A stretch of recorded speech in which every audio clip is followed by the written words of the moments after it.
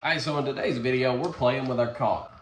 Edge up here, seam sealed. I'm going to seam seal up the floors like I said in the last video, and just try to get everything good and sealed up.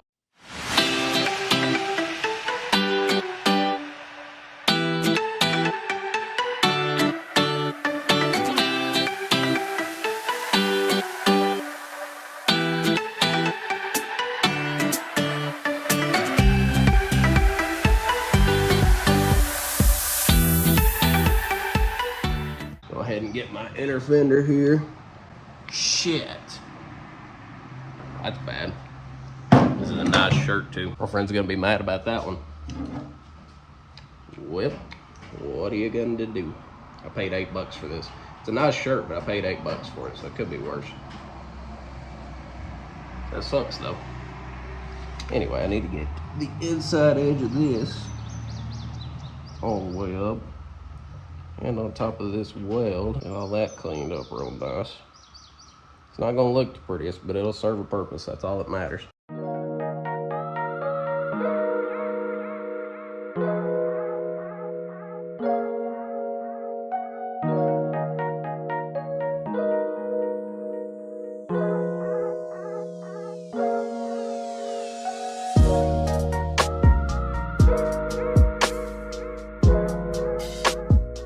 That only took about an hour. This over through here was already seam sealed up really good. I just wanted to put some more on top of it in the spots that looked bad.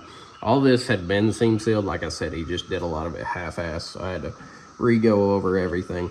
Once again, I will not talk well about this dude. He had like all kinds of botched stuff on here. The windshield frame was 3 inches out of square. He built the body for me. It was an original body, and I mean, it's just had issue after issue after issue. So would not recommend him. I'm not going to put him on blast, but I do have him blocked on Facebook now, and I blocked his cell phone number because every time I posted about something being wrong with this body, he would message me and be like, well, that's not my fault. I didn't do that. It's your fault. You're stupid. It's like, no, it's your fault because you half-assed did this body. I've had to redo pretty much everything that he did.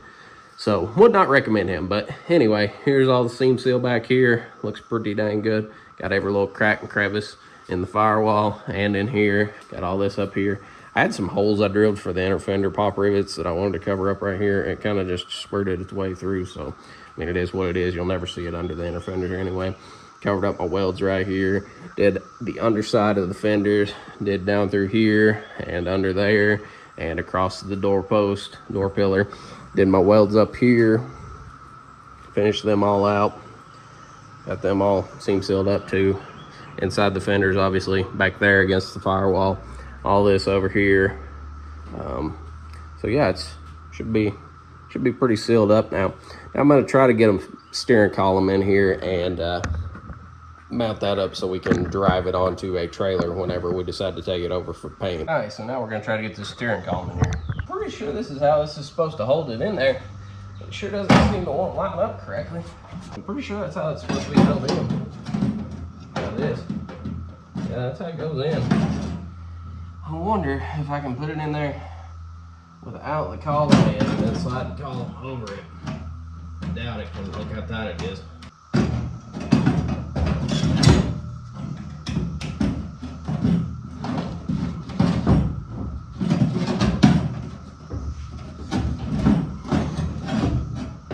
How am I going to do this correctly?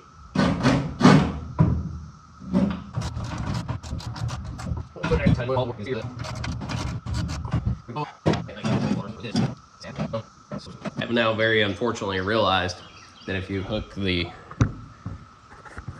steering column up before you hook the shaft to it, it will not fit because the steering column's too far forward for that to go onto there. So now I'm gonna have to loosen that back up and fix what I have done. Luckily now when I pull these out, it should rest on that bracket and not fall down, so this will still make life a lot easier.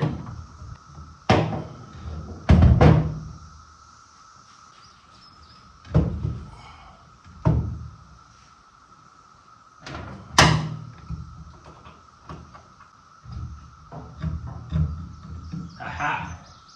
There it went. Slip right in. Easy peasy. Not really easy peasy, but I bet it worked. I have any nuts in here? I have one nut in here. Let's chances it fits that? Probably not, but we can try.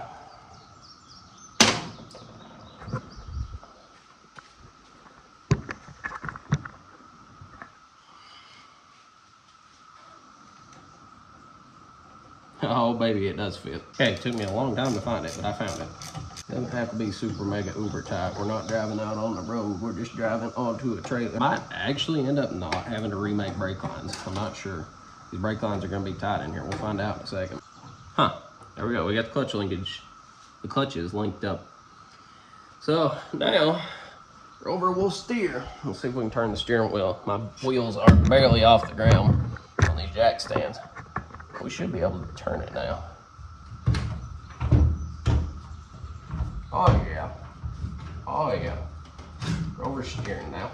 Yeah, I'm definitely gonna have to remake brake lines on the from the master cylinder of the portion valve, because I just got it hung in the steering shaft there and twisted that all to pieces. So yeah, that's definitely not gonna work out. But there's the steering column pretty much in. I mean, it's in enough to drive it anyway.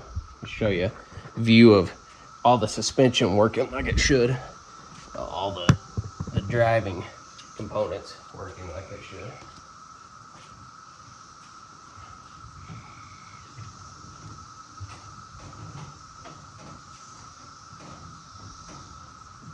Make sure we don't end up with a bind in our brake lines somehow, or a brake hoses.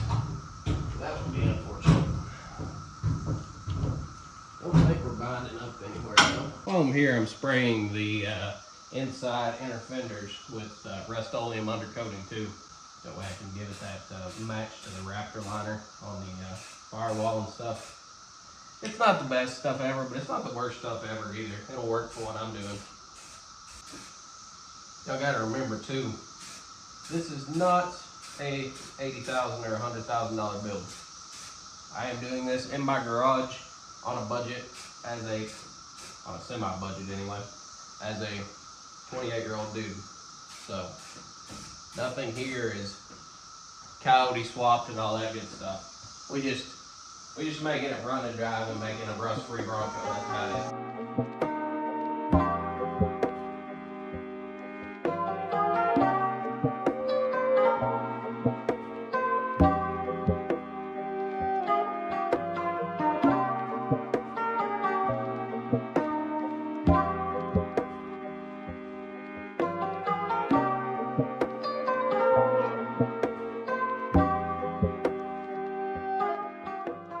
Obviously it's not dried yet, but that stuff looks pretty good. Sets up with a nice texture. It'll work for me. Works good enough anyway. I need to recoat some of this over here. Kind of a little uneven. But I mean, looks all right. My shit coming through right there though, my caulking is not very good. But, you know, overall this turned out pretty dang good though. I mean, it looks just like the undercoating on the firewall and the underside. The underside is Raptor line, the firewall's Raptor line, and this pretty much matches it. It's a little bit different of a texture, but it looks the same, so it'll work. I ordered a 4-core aluminum radiator for this thing. I ordered all the other stuff that I mentioned in the last video that I needed, all the window sills for the hardtop, the trim pieces, the starter for the ignition.